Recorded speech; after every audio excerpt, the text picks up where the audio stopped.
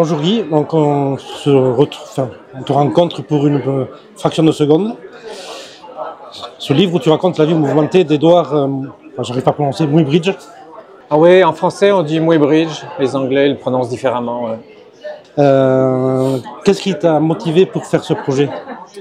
J'avais envie de faire une biographie parce que j'aime bien les biographies, j'en lis et puis c'est souvent des bons souvenirs de lecture pour moi.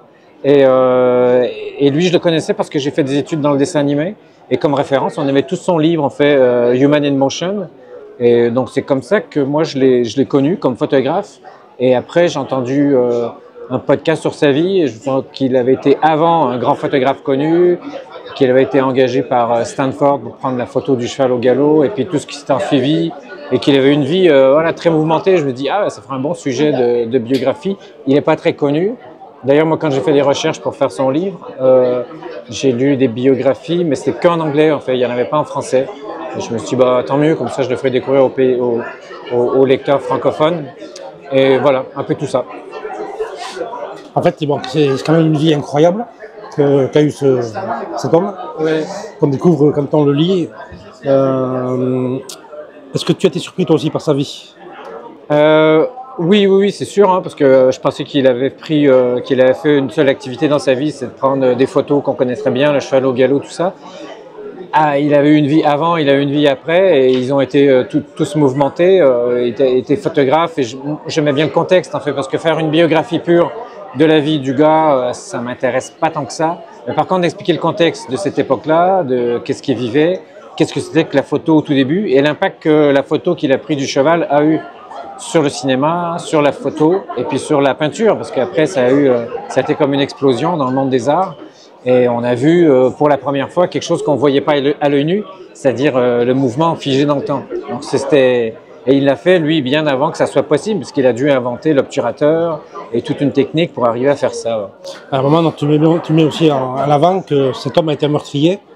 Oui, il a tué l'amant de sa femme, donc évidemment ça a rajouté à l'envie de faire cette histoire, parce que je crois que c'est un des seuls cas aux États-Unis où le gars est meurtrier, et il le dit, si c'était à refaire, il le referait, et en fait les gens disent non, il n'est pas coupable. Et c'est la Californie de 1860, donc à cette époque-là, c'est un jury que d'hommes mariés dans un État où il y avait 2 hommes pour 3, 2 hommes pour une femme. Et donc il avait en fait réglé son coup à celui qui fricotait avec sa femme, comme il fallait le faire à cette époque-là dans le Far West. En fait, c'est ce que a statué ce jury. Donc ça a rajouté un peu à pas mal d'anecdotes qu'on peut mettre alentour de sa vie. Moi, quand je relis son autobiographie, après je fais des listes et je me dis ça c'est intéressant, ça c'est rigolo, ça c'est cocasse, et je mets tout ça dans le livre.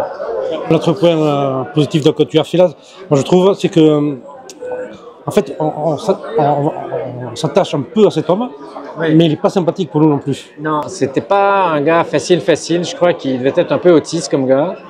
Et à la fin de sa vie, on lui demandait s'il regrettait d'avoir tué quelqu'un. Et il dit, je regrette qu'une seule chose, c'est qu'il n'ait pas souffert plus longtemps. Donc même à la fin, il ne s'était pas adouci. Non, il était colérique. Mais ça, c'était dû aussi peut-être à un accident qu'il a eu, qu'il a complètement transformé, parce qu'il a fait un accident de diligence. Ça rajoute à ces anecdotes bizarres. Ses cheveux sont devenus blancs en une seule nuit, et après, c'était un gars qui voulait faire du business, et il est devenu artiste. Il est devenu photographe, presque du jour au lendemain. Et les gens, d'ailleurs, pendant son procès, ont témoigné contre lui, pour lui, en disant qu'après cet accident-là, il ne le reconnaissait plus, et que c'était quelqu'un qui était devenu très colérique, et puis très passionné. Il est parti faire de la photo, sac à dos, pendant des semaines et des semaines, sachant qu'il fallait transporter tout le matos sur son dos à l'époque. Le labo, les photos, les plaques en verre, et ça pesait à peu près 50 kilos pour aller photographier des paysages avec des chutes d'eau et des montagnes dans le parc du Yosemite. Ouais. Il fallait être en forme. Donc je suppose que quand tu découvrais son histoire, tu étais quand même surpris toi aussi. Hein. Ah oui, moi je connaissais qu'un seul aspect de sa vie. Et tous les autres, je me suis dit, ah bon, il a fait ça? Ah bon, il a tué quelqu'un? Ah bon, il était avec Stanford, qui était l'homme le plus riche des États-Unis? Et ah bon, ils se sont brouillés, et puis toute une vie, mais à une époque où beaucoup de choses changeaient, dans un contexte où la photo apparaissait, et ils y croyaient pas trop. Tout à coup, il y avait une autre technologie, l'électricité arrivait là-dedans.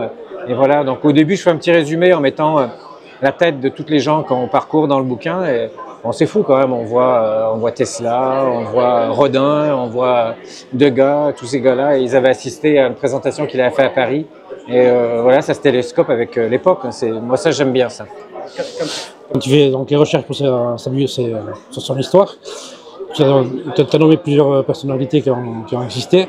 Mais là aussi, tu dois faire des recherches pour voir le lien avec lui et tout ça. C'est ça. Il y avait pas mal de recherches à faire. Donc ça, il y a une limite avec Enfin, c'est toujours agréable de faire la recherche parce que bon, on est chez soi, on lit des bouquins sur Muybridge, après sur Stanford, sur un peu tout le monde. Et après, avec l'Internet, on peut creuser, mais c'est infini. Donc à un moment, il faut se dire, bon, stop, je crois que j'ai assez d'infos parce que...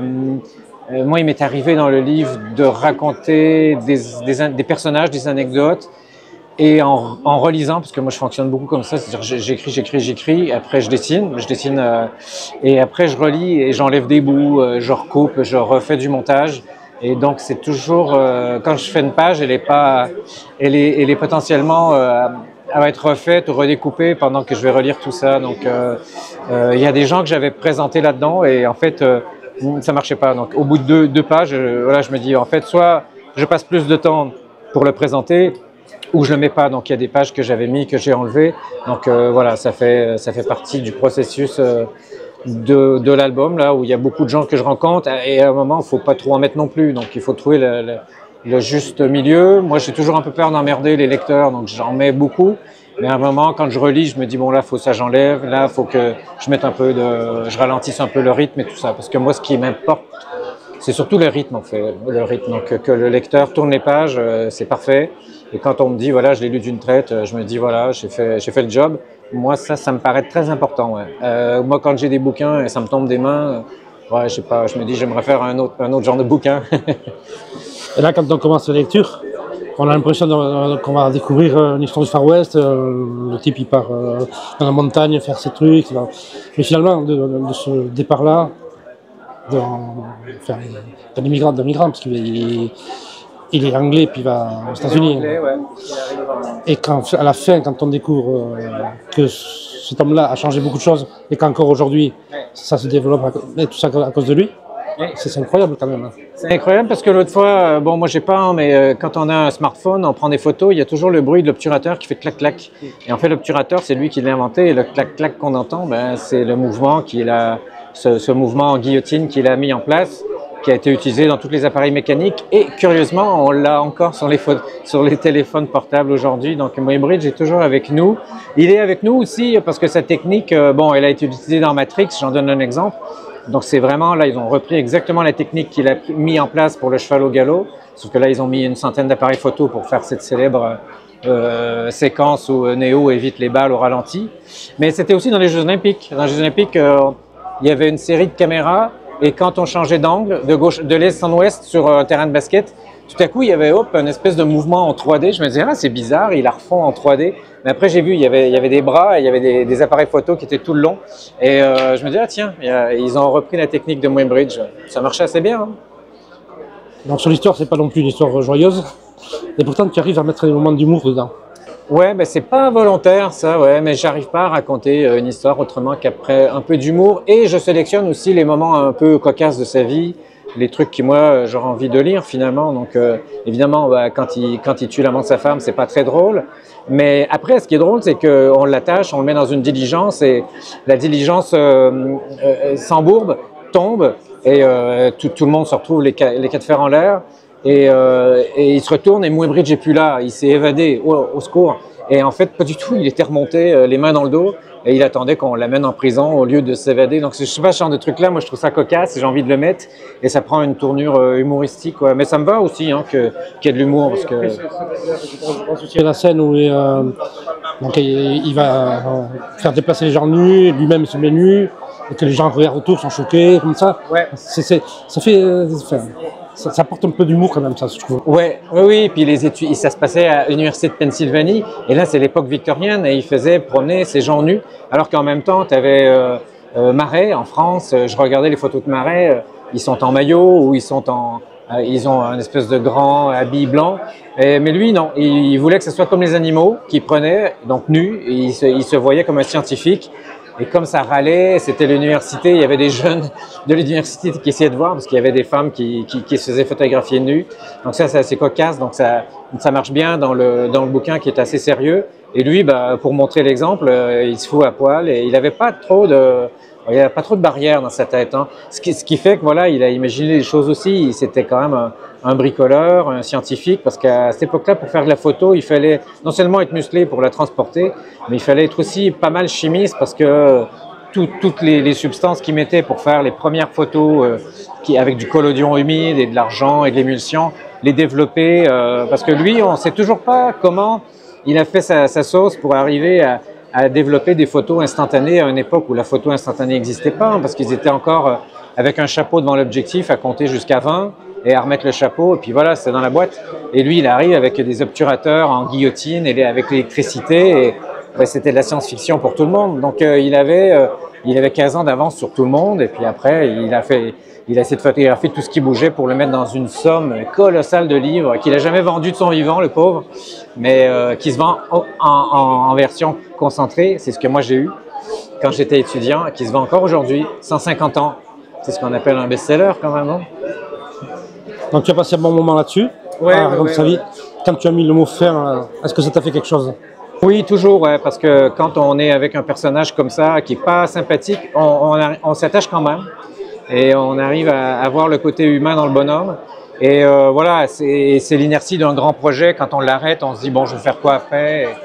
Et voilà, j'ai pris un peu des vacances et puis j'ai dessiné autre chose. Et oui, non, c'est pas facile de lâcher un livre parce que c'est assez agréable de se lever le matin, de dire, voilà, je continue le projet, il avance.